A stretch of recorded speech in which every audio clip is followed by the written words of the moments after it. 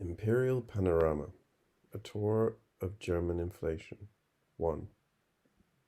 In the stock of phraseology that lays bare the amalgam of stupidity and cowardice constituting the mode of life of the German bourgeois, the locution referring to impending catastrophe, that things can't go on like this, is particularly noteworthy.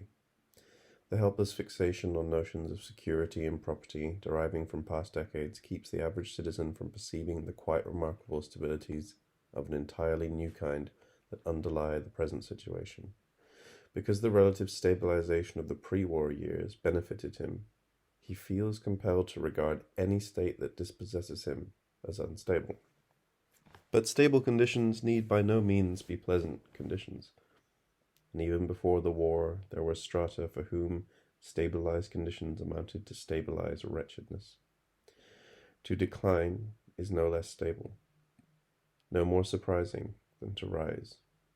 Only a view that acknowledges downfall as the sole reason for the present situation can advance beyond enervating amazement at what is daily repeated, and perceive the phenomena of decline as stability itself, and rescue alone as extraordinary, verging on the marvelous and incomprehensible.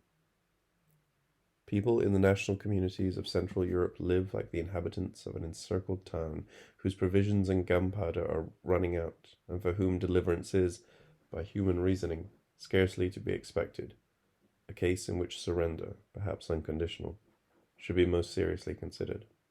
But the silent, invisible power that Central Europe feels opposing it does not negotiate. Nothing, therefore, remains but to direct the gaze in the perpetual expectation of the final onslaught, on nothing except the extraordinary event in which alone salvation now lies. But this necessary state of intense and uncomplaining attention could, because we are in mysterious contact with the powers besieging us, really call forth a miracle. Conversely, the assumption that things cannot go on like this will one day find itself apprised of the fact that for the suffering of individuals, as of communities, there is only one limit beyond which things cannot go: annihilation. A curious paradox. People have only the narrowest private interest in mind when they act, yet they are at the same time more than ever determined in their behavior by the instincts of the mass, and more than ever mass instincts have become confused and estranged from life, whereas the obscure impulse of the animal, as innumerable anecdotes relate, detects, as danger approaches, a way of escape that still seems invisible.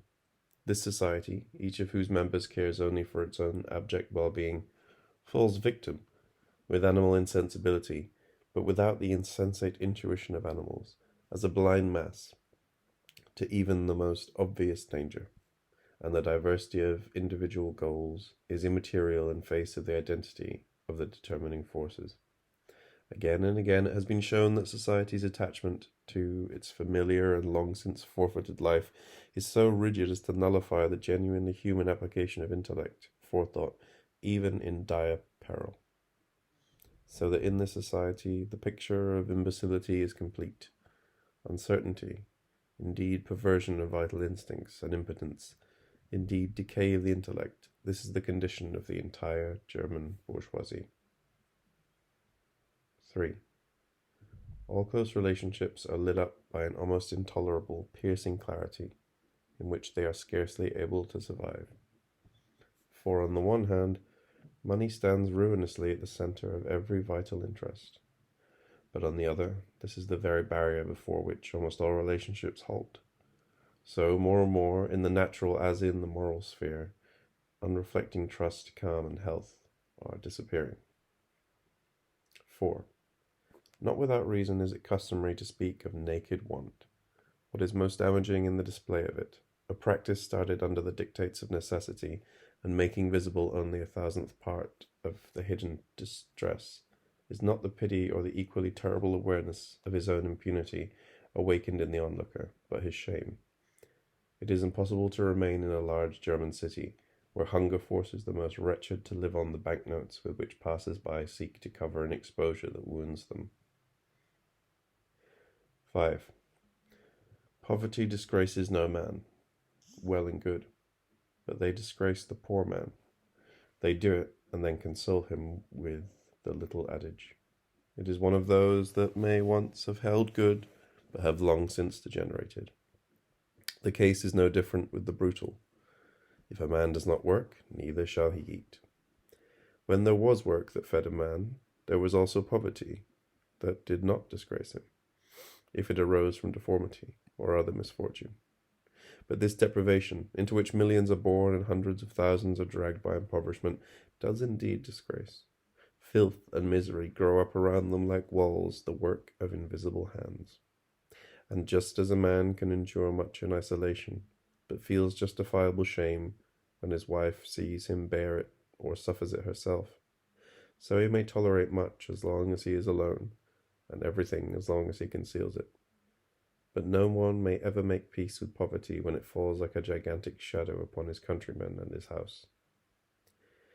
Then he must be alert to every humiliation done to him, and so discipline himself that his suffering becomes no longer the downhill road of grief, but the rising path of revolt. But of this there is no hope so long as each blackest, most terrible stroke of fate, daily and even hourly discussed by the press, set forth in all its illusory causes and effects, helps no one uncover the dark powers that hold his life in thrall. 6. To the foreigner, cursorily acquainted with the pattern of German life, who has even briefly travelled about the country, its inhabitants seem no less bizarre than any exotic race. A witty Frenchman has said, "A German seldom understands himself. If he has once understood himself, he will not say so.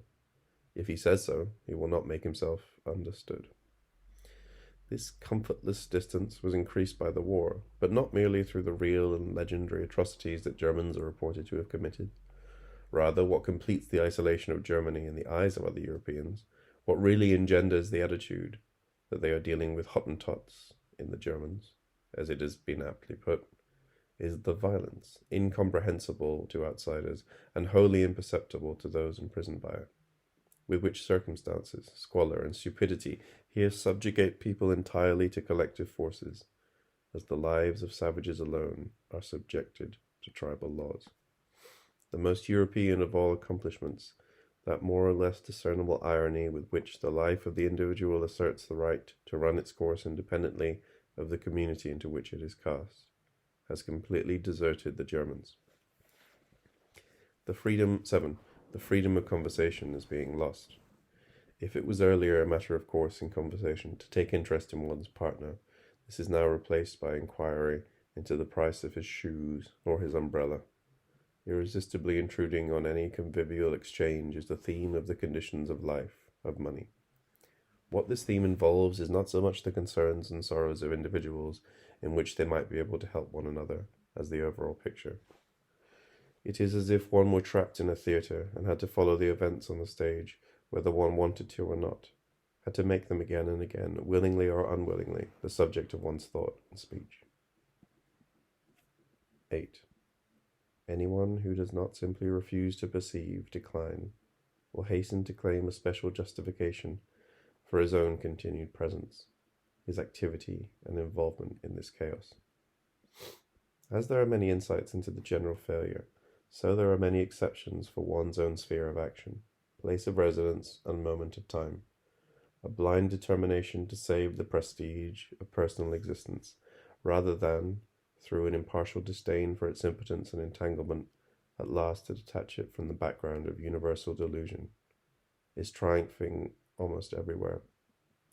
That is why the air is so thick with life theories and world views, and why in this country they cut so presumptuous a figure, for almost always they finally serve to sanction some wholly trivial private situation.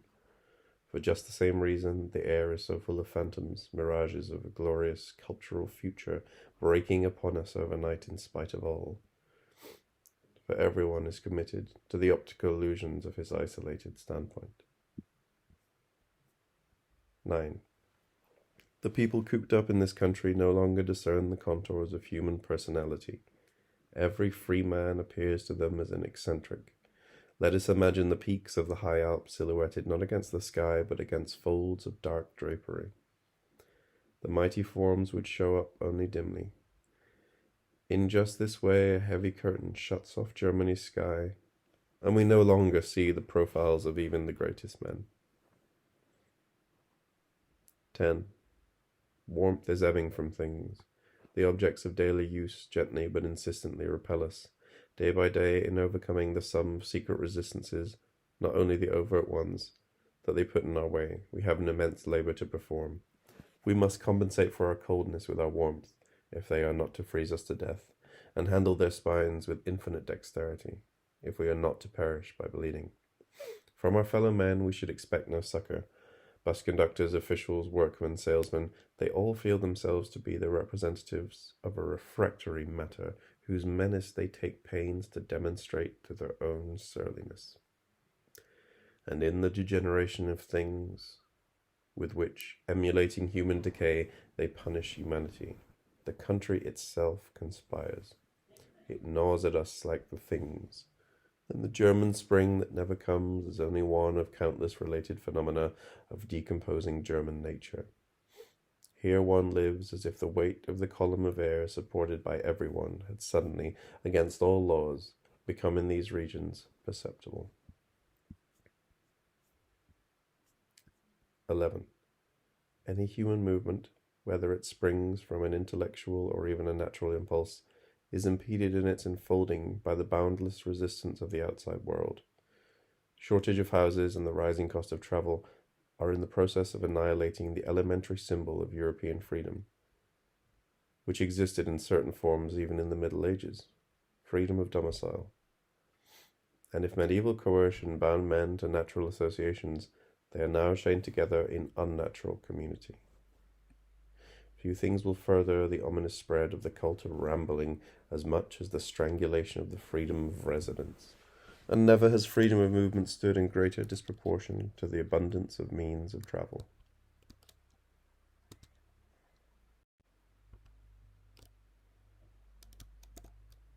12.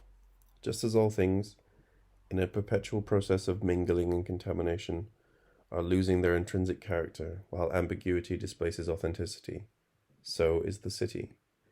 Great cities, whose incomparably sustaining and reassuring power encloses those at work within them in the peace of a fortress, and lifts from them, with a view of the horizon, awareness of the ever-vigilant elemental forces, are seen to be breached at all points by the invading countryside.